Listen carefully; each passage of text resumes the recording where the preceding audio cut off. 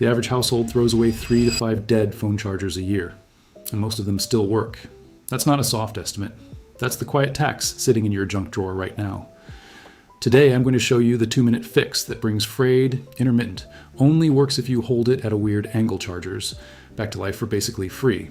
Plus, the one diagnostic step most people skip that would have saved half those cables in the first place. A decent replacement cable runs $10 to $20. A pack of heat shrink tubing that fixes a dozen of them costs a couple bucks and lasts years.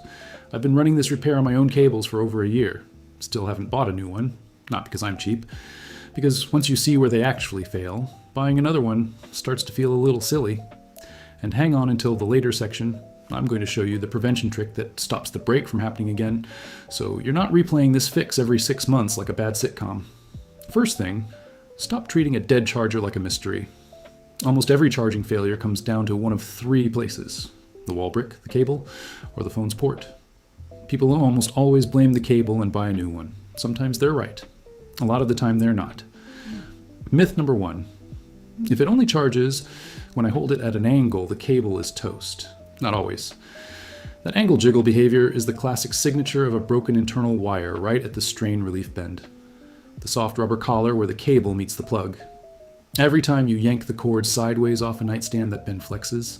Copper strands inside fatigue, one by one, until contact becomes intermittent. The outside jacket can still look fine.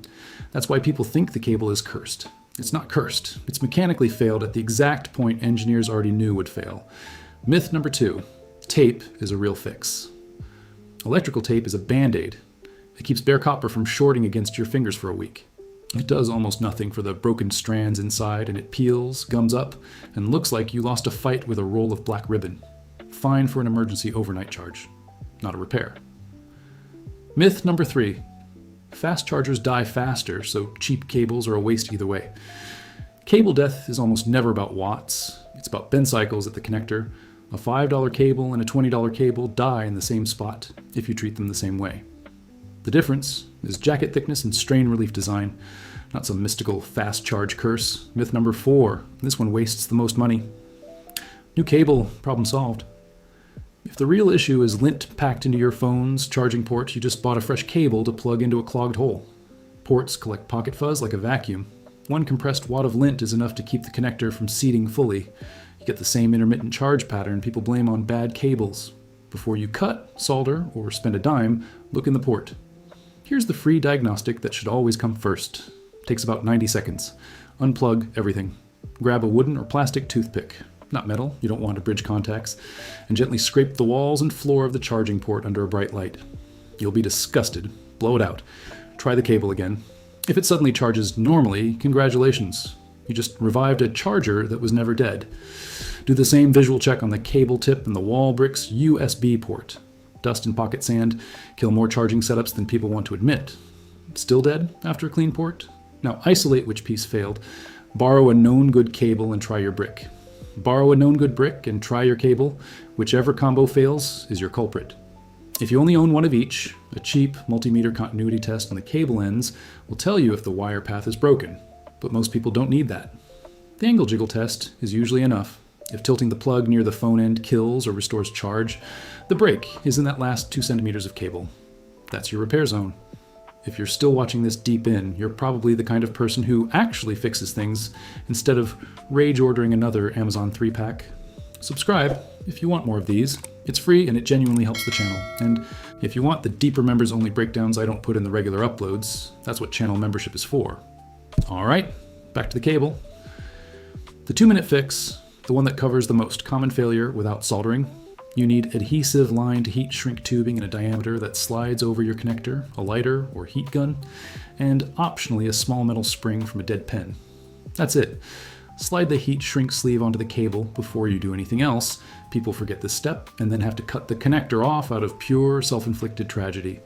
Position the damaged section so the fray or soft spot sits in the middle of the tube. If the outer jacket is split and copper is showing, gently twist any loose strands back into place first so nothing is poking out that could short. For the upgrade version of this fix, the one that actually outlasts the original cable, slide a pen spring over the strain relief zone first, then cover spring and cable together with the heat shrink. The spring becomes a flexible armor that spreads the bend force across the longer section instead of letting it kink at one weak point. Heat the tubing evenly until it collapses tight and the adhesive lining oozes slightly at the ends. That adhesive is doing real work. It seals moisture out and locks the spring in place. Let it cool. Plug it in. If the break was insulation damage or mild strand fatigue rather than a clean internal snap, you're back in business. That's the 2-minute path. Free if you already have a heat shrink assortment, a couple dollars if you don't. One pack covers years of household cable deaths. When the 2-minute fix isn't enough, when the copper inside is fully severed and continuity is gone, you graduate to the cut and resolder repair. This is still cheaper than a new cable, and it's the version that makes you feel slightly dangerous in a good way. Tools, wire strippers, a basic soldering iron, rosin core solder, heat shrink in 2 sizes, and about 15 focus minutes. Cut the cable cleanly on the good side of the damage, a centimeter or 2 back from the failure. Strip the outer jacket carefully. USB cables are tiny and unforgiving. Inside you'll typically find a red wire, power, VCC, a black wire, ground, and on data-capable cables a white and a green, data. Some charge-only cables skip the data pair. Some USB-C cables get more complex with extra wires for fast charge protocols. If you open a USB-C and see a rat's nest of micro-coax, that's a different animal and often not worth a beginner solder job. Stick to simple USB-A to lightning or USB-A to micro USB or basic USB-C charge cables for your first one. Slip heat shrink onto each conductor and a larger piece onto the whole cable before you solder. Tin the iron, tin the wire ends, solder red to red and black to black on your replacement connector or to the surviving connector side if you're grafting. Keep joints shiny and small, slide the per wire shrink down, heat them, then slide the outer jacket shrink over the whole splice and heat that. Tug test gently. If it holds and the phone takes a charge, you just build a cable that is, in the splice zone, stronger than what left the factory. A few rules so you don't create a fire hazard while trying to save $8. Never leave exposed copper. Never solder a joint and call it done without insulation over it. Don't repair a cable that feels hot in normal use. Heat means resistance, and resistance in a power cable is how you graduate from DIY to why is there a smell. And if the wall brick itself is cracked, buzzing, or scorched, throw the brick away. Cables are repairable. Compromised power adapters are not a personality test.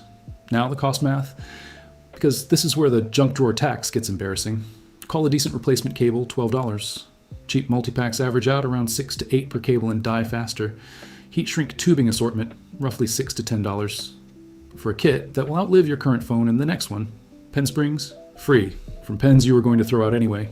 Soldering iron if you don't own one, $15 to $25 once, and then it pays for itself across cables, headphones, kids' toys, and every other thing modern life pretends is disposable. 1 repaired cable equals $12 not spent.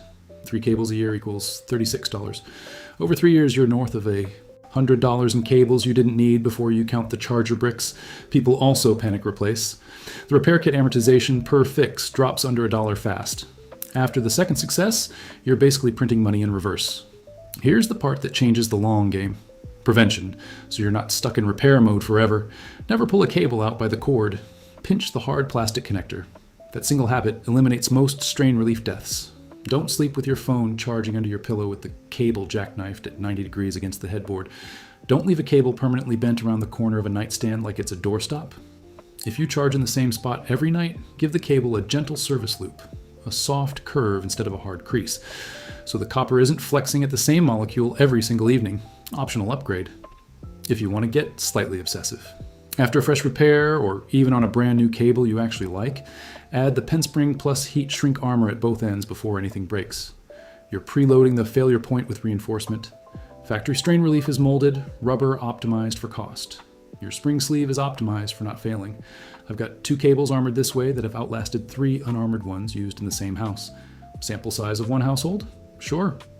But the physics doesn't need a peer review. Spread the bend, live longer. One more useful wrinkle people miss. If your phone supports wireless charging and you only reach for a cable when the wireless pad is occupied, your cable's annual bend cycle count plummets. Wireless doesn't replace cables. It just means the cable you do keep alive gets fewer death repetitions per year. Pair that with the connector pinch habit and the spring armor, and never buy a charger again. It stops being a title and starts being a boring, true statement about your junk drawer. You don't need to become a repair channel. You need 1 evening, 1 heat shrink pack, and the willingness to look at a frayed collar and think, that's a bend failure instead of time to open Amazon. The mechanism is simple. The failure point is predictable. The fix is cheap, and the feeling of plugging in a cable you rescued from the trash, while it hits 100% overnight, is disproportionately satisfying for something that costs almost nothing. Go pull the sad cables out of the drawer. Start with the port clean, then the 2-minute shrink, then the solder job if you need it. You'll know within an hour whether your household just opted out of the charger replacement loop. Thanks for watching. If this saved you a trip to the checkout page, share it with whoever keeps buying the same 3-pack on repeat. See you in the next one.